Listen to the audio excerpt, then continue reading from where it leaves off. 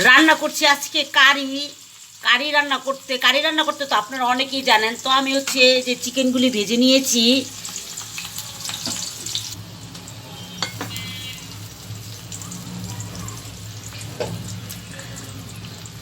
রান্না করছি কারি দিয়ে দিলাম আদা রসুন। তো হচ্ছে আমি কারি তো রান্না করতে সবাই জানেন। তো আমি হচ্ছে গোলমরিচ ব্যবহার করব না, আমি হচ্ছে যে শুকনো মরিচই ব্যবহার করব, কারণ আমাদের ঘরে গোলমরিচ কেউ খায় না। তো দেখতে থাকুন, আমার পাশেই থাকুন। আসসালামু আলাইকুম, কেমন আছেন আমার দর্শক প্রিয় বন্ধুরা? আমার এই রেসিপিটা আপনারা ভালো লাগলে আপনারাও ট্রাই করবেন। দিয়ে দিচ্ছি একটু লবণ,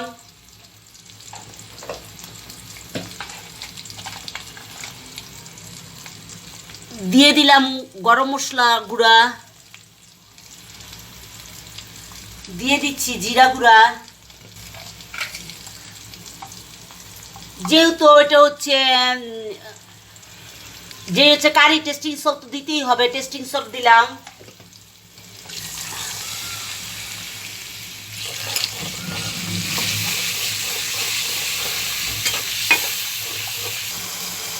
দিয়ে দিচ্ছি চিকেনগুলা,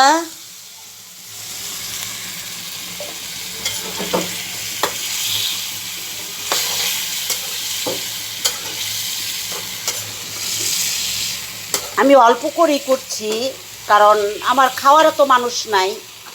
তো হচ্ছে আমি অল্প একটু কারি রান্না করছি। আমার ছেলের কারি খুব পছন্দ, সে পারলে রোজই কারি খায়। কারি হতে বেশিক্ষণ সময় লাগে না। এটা হচ্ছে মনে করেন আপনার হচ্ছে যেহেতু ভাজা, এটা অল্প একটু হলেই হয়ে যাবে, বেশি সময় লাগবে না। দিয়ে দিচ্ছি একটু রং দেখানোর জন্য লাল, আমি হচ্ছে টমেটো দিয়ে দিচ্ছি, ক্যাপসিকাম দিয়ে দিচ্ছি, গোটা করে পেঁয়াজ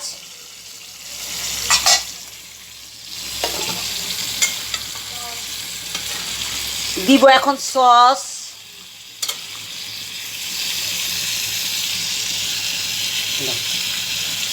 দিয়ে দিচ্ছি, সস এটা আমার ঘরে বানানো সস, ঘরে বানানো তৈরি সস।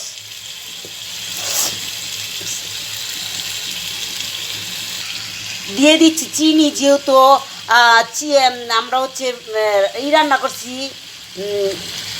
চাইনিজ কারি রান্না করছি, সেহেতু আমরা হচ্ছে একটু চিনি তো লাগ।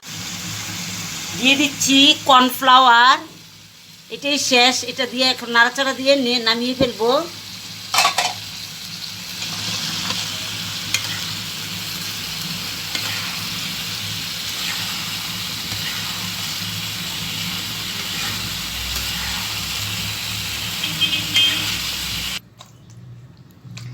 ঢেলে ঢেলে নিচ্ছি কারিটা।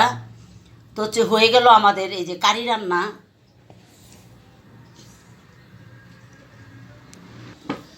এই যে রান্না হয়ে গেল আমাদের চিকেন কারি। তো হচ্ছে এটা চাইনিজ একটা রান্না। তো ভালো লাগলে আপনারাও ট্রাই করবেন, আপনারা অবশ্যই খান, কারণ এখন আর কেউ আনস্মার্ট নেই, সবাই স্মার্ট, যেহেতু চাইনিজ টাইনিজ সবাই খান।